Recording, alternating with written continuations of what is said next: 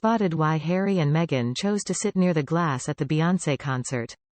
Hello friends. Welcome to breaking royal news about the notorious hypocritical couple, Harry and Meghan Markle, on our Royal Trust channel. I've noticed some people suggesting that the dancing videos featuring Meghan were created by a fan, but it's evident that the individual involved was likely a paid actor, carefully designed to appear as an ordinary fan. Their intention seems to be to generate viral moments showcasing the Sussexes' charming dance moves and affectionate moments. In my view, they might have been dropped by Backgrid, or it's possible that WME, William Morris Endeavour, is encouraging them to produce content that appears more genuine and capable of going viral through organic means. This aligns with WME's communication strategy for the couple, as they've recognized that top-down communications have not been successful due to the couple's perceived lack of likability. Instead, they are experimenting with a groundswell approach, where everyday individuals post seemingly spontaneous content to demonstrate how cool and down-to-earth the Sussexes are. They aim to create the illusion of organic engagement, even though those participating in this strategy are likely paid actors. It's quite probable that WME has various strategies in place for these scenarios to entertain their clients and may incorporate them into talent contracts for engagements in this domain. I am curious about the number of followers these seemingly ordinary TikTok users have, but I am reluctant to contribute any additional views to their videos, so I haven't checked. Have you noticed that the Sussexes, especially Meghan, consistently position themselves right next to the glass? Meanwhile, Doria and their entourage stay on the side away from the cameras. The Sussexes could have easily stood in the middle, surrounded by their friends, making it harder for onlookers to capture clear pictures. That's a more sensible approach, which genuine celebrities often take. I've encountered real celebrities in public, and they're quite adept at recognizing when they're being filmed. Does anyone else find it a bit concerning to be pressed up against the glass that connects to the neighboring box, especially when you don't know who's in there? Considering their focus on security and self-importance, this seems somewhat unusual. Kinsey Schofield referred to their box neighbor as a giorno. In my opinion, they might have hired a freelance TikTok content creator for the event. Many people do this.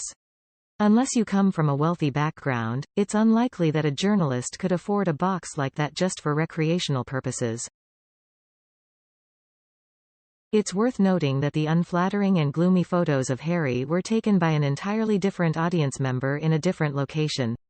The box neighbor, who had a clear view, should have posted something if there was any tension, but they didn't. Take a look at the start of the video where the TikToker faces the camera and notices the presence of the Sussexes. No offense intended, but they don't strike me as the type of people who would spend around $15,000 or any substantial sum on a private box to watch Beyonce instead of being part of the crowd.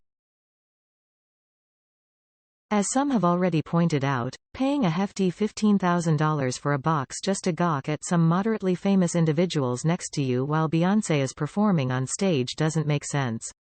Even if you're an ordinary person who's won a competition and is star-struck, you'd undoubtedly prefer Beyonce over Harry and Meghan. If you're wealthy enough to afford one of those boxes without hesitation, it would be incredibly poor judgment to film the people next to you. Nobody in their right mind would do such a thing. Then you have the world's most privacy-conscious couple, who have made it abundantly clear to the public that they want to avoid being photographed, let alone filmed. Any affluent Beyonce fan with self-respect would understand and respect this. Based on what Harry and Meghan have repeatedly emphasized over the past 3 years, this kind of invasion of privacy is precisely what they sought to escape from when they left the UK. Yet, here we are, and neither of them has raised any objections. So, it's a certainty that Harry and Meghan wanted to be filmed, made arrangements to be filmed, and ensured that the footage was shared. From the looks of it, they've even organized a gradual release of the footage on social media for maximum impact. However, as time goes on, it appears that fewer people are concerned about it. Therefore, if you're willing to spend $15,000 for a single night of entertainment, your primary focus would be on enjoying the performance, not spending the entire night capturing images of minor celebrities. Additionally, if you have the financial means to indulge in such extravagance, you wouldn't be motivated by the prospect of making money from paparazzi shots. Moreover, individuals of such affluence would typically be sensitive to privacy issues. Perhaps they'd snap a quick photo, but they wouldn't spend the entire night taking pictures and videos of someone else. It just doesn't add up. This also serves as a response to those who doubted her presence at the Taylor Swift concert. We can usually discern when something bothers her. It was clearly staged as evidence that she attended. Given her personality, she wasn't content with just a photo or two. Instead, she essentially created a documentary-length film of her entire experience at the concert, all to prove the skeptics wrong. There's almost a hint of sarcasm in it, like saying, "You want proof? Well, here's your proof." In my view, it's possible that the Sussexes purchased both boxes, one for themselves and one for a friendly propagandist who could portray them favorably. In other words, the Sussexes highly value these boxes. It reinforces their perception of their own importance. They can have the box security swept before their arrival, and they also have the authority to delay other audience members from leaving because the Sussexes must exit first for security reasons. There are many reasons for them to feel significant in this context. They might have some regrets after witnessing all the celebrities dancing in the front row. However, this doesn't mean they don't consider the box crucial for their security. Did they actually pay for the boxes? That's less clear, and we may never find out. It's intriguing to me if they're shifting their PR strategy away from staged public appearances and paid awards, as these tactics no longer seem to be benefiting them.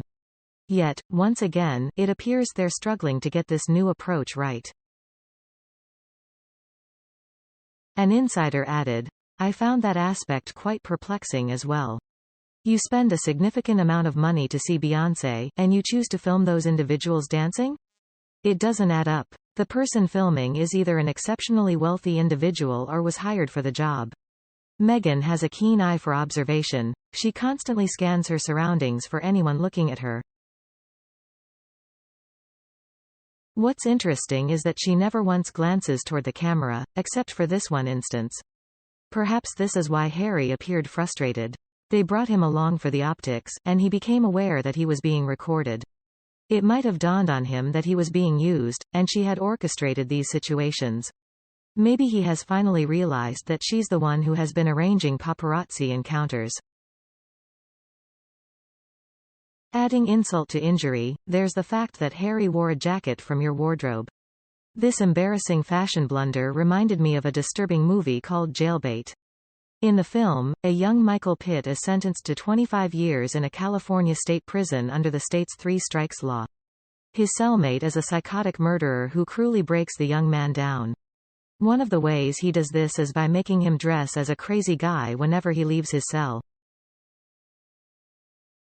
This involves popping the collar of his work shirt, tying up the tails to resemble a teenage girl's crop top, and putting his hair in a tiny ponytail at the top of his head, mimicking a 3-year-old girl. This degrading act humiliates the young man and erodes his humanity and spirit. When the young man's mother comes to visit him, he goes to see her dressed in this manner. A guard stops him just before he enters the visitation room and compassionately advises him, "Don't let your mom see you like this." He allows the young man time to tuck in his shirt, remove the tiny ponytail, and straighten the collar. The guard also permits him to make the changes again after the mom leaves, so he won't face retaliation from his psychotic cellmate for disobeying orders. I believe Meghan orchestrated this act to further demoralize Harry, fully aware that the media would report this embarrassing detail. It raises questions about what other actions she takes behind closed doors, placing her in a category similar to the psychotic individual. Evidently, she holds the belief that the overwhelming brilliance of her personality will soon captivate me, like a powerful force.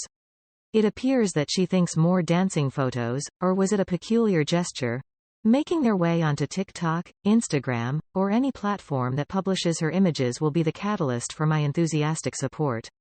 Then, I would generously contribute all my funds to their charitable endeavors, enabling her to reside in a mansion while I contentedly inhabit a cardboard box beneath a bridge. An insider suggested, "It was evident to everyone that they purchased the entire section, including all the boxes so that the TikToker could capture them on film." Young individuals have a disdain for traditional media, and Markle isn't well received on TikTok. However, she desires to be. Her intended audience is the younger generation, Gen Z, and she seeks their support for her Instagram. While some may consider my perspective eccentric, perhaps they need to witness it themselves. She aims to present herself as youthful and relatable to a younger audience, although both claims are debatable, as she has aged and adopted an elitist image, in an effort to win them over. This approach is likely to succeed because a significant portion of them also display narcissistic tendencies and may not be exceptionally discerning, no offense intended. To achieve this, one of her assistants will assume the guise of a fan account on TikTok and repost her Instagram content because she desires the TikTok audience, albeit without a significant presence on the platform. An intriguing way to expend finances that are presumably scarce, but regardless of the expenditure. If they aim to persuade me of their greatness, they should engage in substantial endeavors and undertake meaningful actions. A note to the first wife and Harry, who may lack awareness. Treading on the graves of U.S. veterans is not the way to achieve it. Exploiting underprivileged children for their publicity is not the way. Engaging in TikTok dance performances at an extravagant venue while once again neglecting the less fortunate is not the way either. Uvalde was such a morally objectionable incident that I can't even bring myself to comment on it to this day. Perhaps Meghan and Harry should consider taking the disadvantaged children to a zoo or an aquarium to broaden their horizons beyond indoor settings. It appears that imitating regular individuals is a task that exceeds their limited abilities. It is high time for them to acknowledge that they will never attain the level of respect, sophistication, and public interest that the royal family commands. Their time in the limelight has come to a definitive end. They ought to abandon any aspirations of matching the royal family's daily schedule, their fashion choices, invitations, or glamorous gatherings. It's time to move on. All Meghan accomplishes each and every time she pulls some PR stunt is unleash a horde of citizen reporters, YouTubers, and general passers-by of the moment, to scrutinize the veracity of whatever it is she's trying to push. She will never, ever have the brains nor cunning to outmaneuver the firm. She will never be able to turn things around such that she receives the sympathetic adoration she craves and longs for. She will merely continue to blow thousands of dollars on frivolous self-aggrandizing missions, all of which result in Ray exposing herself as the charlatan she is. She will continue to self-immolate and run down the bank balance at a time when she should be into careful, conscious preservation of assets. It's all so absurd and ridiculous. I am reminded of the definition of insanity: doing the same thing over and over while expecting a different result. What do you think about Harry and Meghan's strange features at the Skybox concert? Let us know your thoughts below in the comments section. We hope you have found this helpful video. Don't forget to leave a like, share, and subscribe to the channel if you like it. Thank you for watching this newsletter. See you in the next videos. Goodbye.